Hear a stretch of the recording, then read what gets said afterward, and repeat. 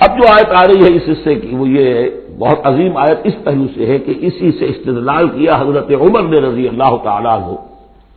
ہماری تاریخ کے ایک بہت اہم موقع پر، جبکہ خاصا اختلاف بھی اس میں پیدا ہو گیا تھا۔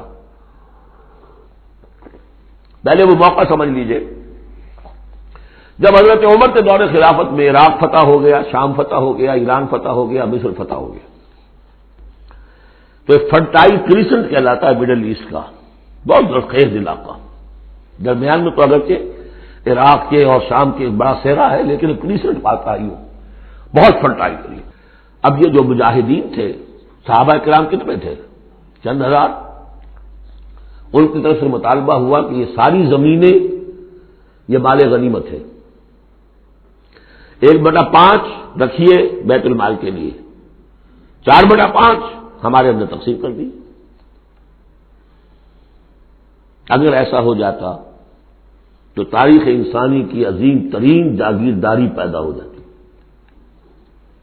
پورا ملک تقسیم ہو جاتا، چند ہزار صحابہ کے اندر۔ اس سے بھی آگے بڑھ کر اس میں امپلائڈ یہ بھی تھا کہ ان ملکوں کی تمام آبادی ہماری غلام ہے، تقسیم کر دیجیے انہیں۔ مال غنیمت میں جو غلام آتے تھے وہ تقسیم ہوتے تھے کہ نہیں؟ لونڈیاں آتی تھی تو تقسیم ہوتی تھی کہ نہیں؟ یہ اتنا بڑا مسئلہ تھا، حضرت عمر رضی اللہ تعالیٰ عنہ نے اس پر غور کیا، اور ان کی رائے یہ ہوئی کہ یہ جو مال ہے یہ مال فے شمار ہوگا، مال غنیمت نہیں۔ مال غنیمت صرف وہ ہوگا جو کسی جنگ میں مارکے کے عین مقام پر جو چیز ملے گی، جو تلواریں دشمن کے ہاتھ سے آپ کے ہاتھ لگ گئیں، زرہیں ہیں اور سامان ہے، یا بھیڑیں بکریاں ہیں، ان کے بھی تو راشن ساتھ ہوتے تھے کہ نہیں، گھوڑے ہیں، اونٹ ہیں، یا وہاں جو POWs ہوں گے، جو وہاں گرفتار ہوں گے، جو لڑنے والے، یا عورتیں اگر وہاں ساتھ ہوں گی، وہ کنیزیں بنائی جائیں گی۔ تو جو محاذ جنگ پر جو مال آئے گا وہ تو غنیمت ہے، لیکن پورا ملک، اب جنگ تو ایک ہوئی ہے، نہاوند کی جنگ ہوئی ہے یا فلاں کسی اور کی جنگ ہوئی ہے، تو اس کے نتیجے میں تو پورا کا پورا ملک جو ہے کسی کے قبضے میں آ گیا۔ ساری حکومت جو تھی ابراہیم لودھی کی، پانی پت کی جنگ کے اندر وہ ہارا، اور ساری حکومت جو ہے وہ اب بابر کی ہو گئی۔ تو اگر اس طرح کا کوئی معاملہ اس وقت سمجھا جاتا تو اب سارے کے سارے لوگ غلام اور ان کی عورتیں کنیزیں، جو چاہے کریں۔ اب اس پر جب حضرت عمر کی یہ رائے ہوئی، اور اس کے لیے دلیل یہ لائے تھے، انہوں نے فرمایا کہ یہ جو فے کا حکم چلا آ رہا ہے، اس میں ایک تو فرمایا گیا ما افاء اللہ علی رسولہ من اہل القری فللہ وللرسول ولذی القربى والیتامى والمساکین وابن السبیل۔ اگلی آیت میں فرمایا للفقراء المہاجرین الذین اخرجوا من دیارہم واموالہم۔ اسی کے ساتھ جوڑا انہوں نے اس آیت کو والذین جاؤوا من بعدہم، جو اور بعد میں آئیں گے۔ اب یہ ظاہر بات ہے کہ یہ آج تو جتنے چند ہزار مسلمان تھے انہوں نے یہ فتح کر لیا، اب اتنی بڑی امت ہے جو مسلمان بعد میں آئیں گے، اس کا مطلب ان کا تو کوئی حصہ رہا ہی نہیں۔ یہ بیت المال کی اس کا کی ملکیت قرار پائیں گی ساری زمینیں، تاکہ یہ امت مسلمہ کی ایک کلیکٹو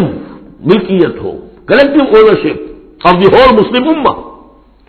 تاکہ اس سے جو بیت المال کے اندر خراج آئے گا، اس خراج سے تمام مسلمانوں کی بہبود، اور یہ کہ اللہ کے دین کی آگے نشر و اشاعت، اس کا ایک مکمل نظام، اور جو ہماری حدیں ہیں اور سرحدوں کے اوپر جو ہے فوجی پہرا، اس کے لیے باقاعدہ فوج رکھنا، اس کے لیے مسلسل جو ہے آمدنی چاہیے، اس سب کے لیے حضرت عمر نے کہا کہ یہ مال فے قرار پائے گا ان لوگوں کے اس آیت کی روح سے، کہ اس میں حق صرف انہی کا نہیں ہے کہ جو اس وقت ہیں، والذین جاؤوا من بعدہم، وہ جو لوگ ان کے بعد آئیں گے ان کا بھی اس کے اندر حق ہے۔ اس آیت سے انہوں نے استدلال کیا رضی اللہ تعالی عنہ۔ اور یہ بھی میں آپ کو بتا دوں کہ صحابہ میں سے بڑے اہم صحابہ نے حضرت عمر سے اختلاف کیا، ان کا نہیں یہ مال غنیمت ہے، تقسیم کیجیے۔ پھر یہ کہ ایک باقاعدہ جو ہے ایک کمیشن بنایا گیا، اس میں کچھ اوس کے، کچھ انصار اور کچھ جو ہے خزرج کے، ان کو ایک کمیشن بنایا گیا، انہوں نے غور کیا، سب کی بات سنی، اور پھر حضرت عمر رضی اللہ تعالیٰ عنہ کی رائے کے مطابق انہوں نے فیصلہ دیا، اور اسی پر پھر اجماع ہو گیا۔ اور اس سے اب مسلمان ممالک کے اندر جو اراضی ہیں ان کی دو مستقل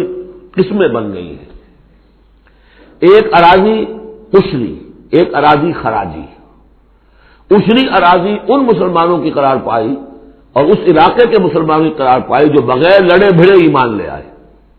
جیسے مدینے کے لوگ حضور نے مدینے کو فتح تو نہیں کیا بلکہ وہ تو خود لے کر آئے حضور کو، تو وہاں کی زمینیں انہی کے قبضے میں رہیں۔ اشری زمین قبضے میں ہوتی ہے، ملکیت ہوتی ہے مسلمان کی، اس میں سے عشر ہوگا پیداوار کا 10واں حصہ یا 20واں حصہ۔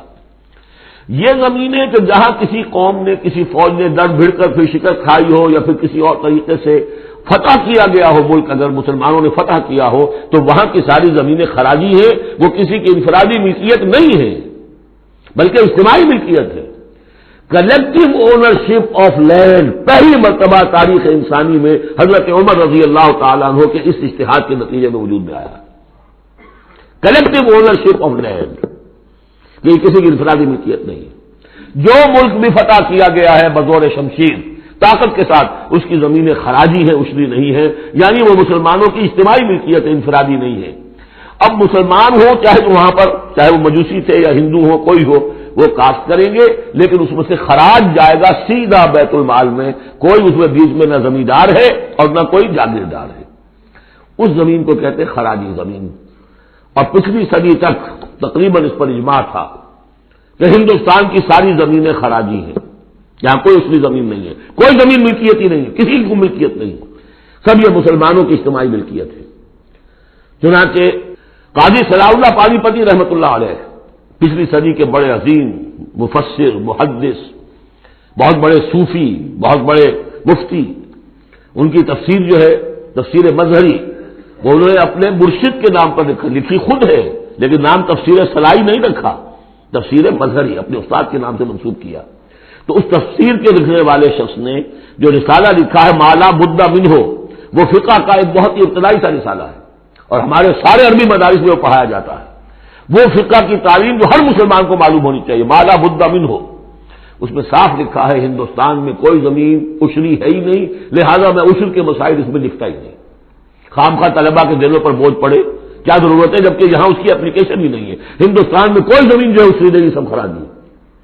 خراجی ہے تو اس کا نتیجہ کیا نکلتا ہے کہ بالکل نیا بندوبست اراضی ہو سکتا ہے، ان جاگیرداروں سے زمین واپس لی جا سکتی، ملکیت ہی نہیں ہے ان کی۔ یہ تو یہ کہ کبھی کسی شہنشاہ نے دے دی یا انگریزوں نے دے دی، کسی اور نے دے دی، ان کی ملکیت نہیں ہے، یہ خراجی زمینیں خراجی رہیں گی۔ یہ بہت اہم مسئلہ ہے اور اس کا تعلق اس آیت سے